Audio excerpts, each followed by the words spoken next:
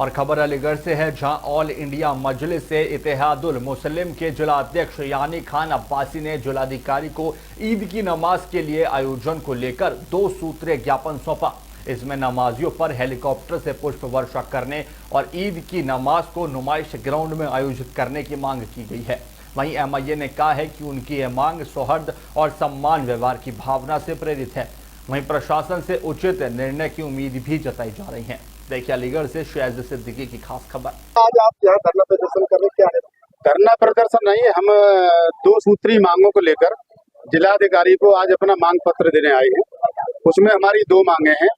पहली मांग ये है हमारी कि जिस तरीके से हमारे उत्तर प्रदेश के मुख्यमंत्री योगी आदित्यनाथ जी जब कांवड़ यात्रा या कोई मतलब अयोध्या में कोई आयोजन हो तो मथुरा, अयोध्या, काशी, उत्तराखंड में तमाम लोगों पर सरकारी पैसे से वो भक्तों पर पुष्पों की वर्षा करते हैं।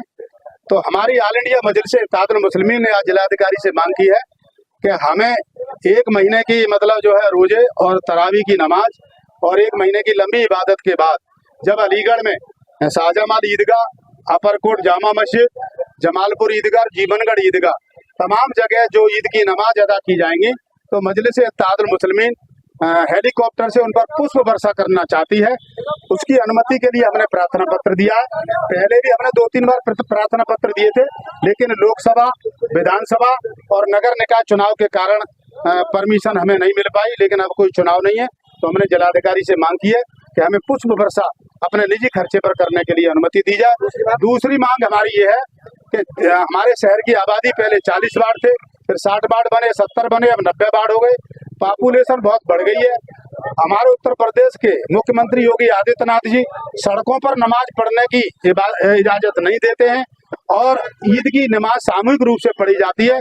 तो हमने ये मांग की है कि जिस तरीके से बिहार प्रदेश में गांधी मैदान में ईद की नमाज होती है, उत्तर प्रदेश के आगरा के ताजमहल में ईद की नमाज होती है, उसी तरीके से हमारे पुरखों द्वारा दी गई नमाज के लिए जमीन पर हमें ईद उल फित्र और ईद उल अजहा पर साल में 2 बार ईद की नमाज पढ़ने के लिए हमारे लिए मतलब जो है नमाज ग्राउंड में अनुमति दी जाए, जिससे कि हम सामूहिक रूप से नमाज अदा कर सकें।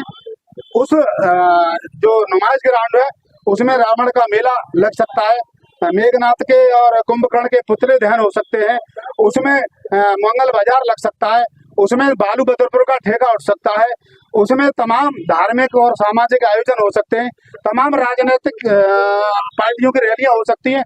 तो हम ये चाहते हैं कि ईद उल फितर और ईद उल अजहा पर 15 मिनट के लिए हमें भी नमाज पढ़ने की अनुमति दी जाए। ये हमारी मांग जिलाधिकारी से। जितने कार्यक्रम होते हैं प्रदर्शनी में सब सारे कार्यक्रम और खर्चा होते हैं। देखिए और खर्चा होते हैं। आप ये बताइए कि जब रावण का मेला लगता है तो पूरा नगर निगम उसका समतलीकरण, पूरी सफाई व्यवस्था, पूरी व्यवस्था रावण के मेले के नगर निगम करता है। टैक्स तो हम भी दे रहे हैं ना, क्योंकि ऐसा थोड़ी है कि मुसलमान टैक्स नहीं दे रहे अलीगढ़ में। अगर यहाँ होली मिलन का जो आयोजन होता है, मैं भी 35 साल से अलीगढ़ में राजनीति कर रहा हूँ सक्रिय रूप से, तो वहाँ ईद मिलन के जितने भी कैंप लगते हैं वो नगर निगम कराता है।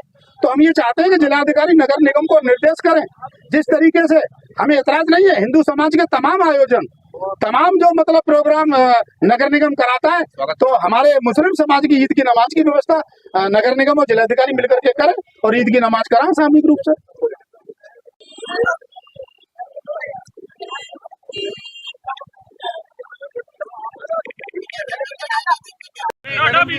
पीछे हो जाए जरा।